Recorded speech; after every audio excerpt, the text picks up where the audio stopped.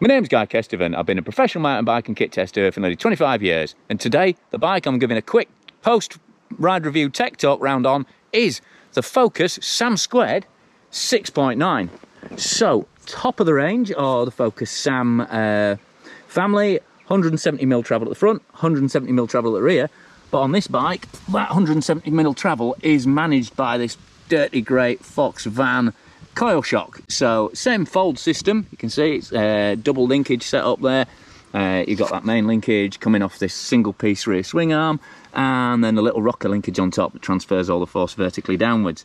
But you know, big long stroke coil shock there, and then up front you've got the king of big hip forks, the Fox factory racing 38, so full grip 2 damper, VVC high speed compression, low speed, and then you've got low and high speed rebound on the bottom there. So proper set of suspension on it, and it's a Fox factory dropper post. So full factory Fox throughout there, and it's an absolute beast of an alloy frame is this. I mean, they don't do a carbon Sam2 at the moment, but this is a proper tank of a bike.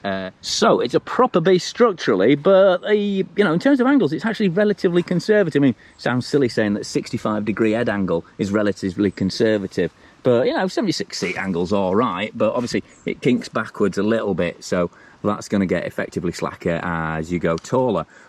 And this is a medium, and the reach is 450mm. But as you can see, really short seat tube on there, 420mm. So plenty of room if you want it to size up and go for the large, which is a 480mm reach. So reach is cracking, you know, bang on in the progressive ballpark, but little bit steeper than I would expect for what looks and feels like a proper big hitting park bike, because you know the tyres are certainly set up to take some hammer. It's a Magic Mary 2.6 29er front and rear, and it's a super gravity on the back and then a super trail on the front, and so you know, knocking on 1.4 kilos rear tyre, and to be honest, even the front tyre is about 1.3 kilos in this size, so proper heavyweight rubber.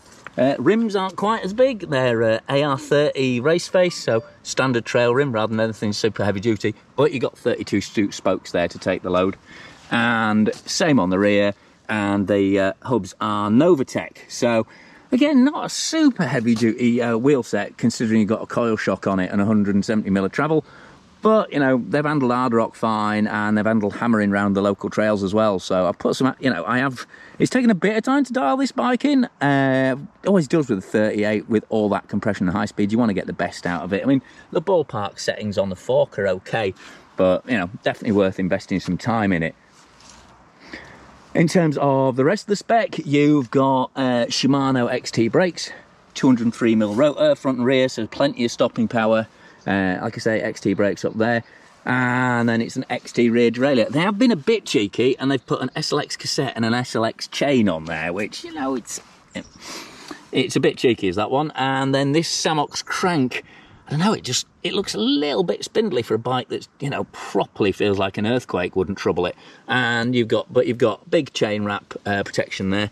Could do with gluing on a bit there, and a little chain guide on the top there that just slides down on that fixture. And as you can see, tons of mudroom around the back, so that's a nice practical touch. You know, you're not going to struggle for I mean, we rode Ard Rock when it was pretty damn sticky, and we didn't struggle at all for mud space on the bike. But there's lots of forged sections you can see in there, lots of detailing, this little bridge across, and then this multi-piece welded front of the swing arm there. Relatively broad main pivot, and you know, good chunky linkage up there, and the bike as a whole feels absolutely rock solid. Coming up to the bar, again, seriously solid setup. You've got a race face Chester bar, so again, you know, for a flagship bike, it's not exactly standout, but you have got this CIS stem, which looks lovely in a kind of alien eating spaghetti sort of way, and tidies everything up, but it does mean that all the cables and controls are routed through the headset bearing, which could be a pain when you eventually come to replace that headset bearing. You're going to have to do a lot of unplugging and replugging. And the Bosch head unit, it's starting to look a bit dated, and it doesn't give a whole ton of data. But, you know, Bosch Performance CX line motor, one of the most reliable around, you know, cracking reputation as far as electric motors go, and plenty of power, 85 Newton meters, and all the different modes from eco right through to turbo and EMTB, which is the most responsive one. I mean, obviously, you know, need a bit more info on that. Watch the live ride review. And again, just a bit of an oddity there. Although you get a Fox factory dropper post, it's a KS dropper lever on there. I mean, it might be just that you know, with sort of supply problems at the moment, that's why they stuck that on there. But otherwise, bit of an odd move. But then again, on the actual spec, if you look on the website, it says it's got a post-modern post. So getting this Fox factory transfer is a definite win. Just turned it around to look at some more of the detail. That's your charge point there, so nice and out of the way of any mud. I mean, it's under your nose cosmetically, but that's not really an issue for me. You've got a steering lock protector on there. Well, that's where the battery sits, so it's an open frame design, but it's actually locks into place, so you needn't worry about security on that. And it's a 625 watt-hour battery, so big capacity, decent range, although those tyres do take their toll in terms of rolling efficiency.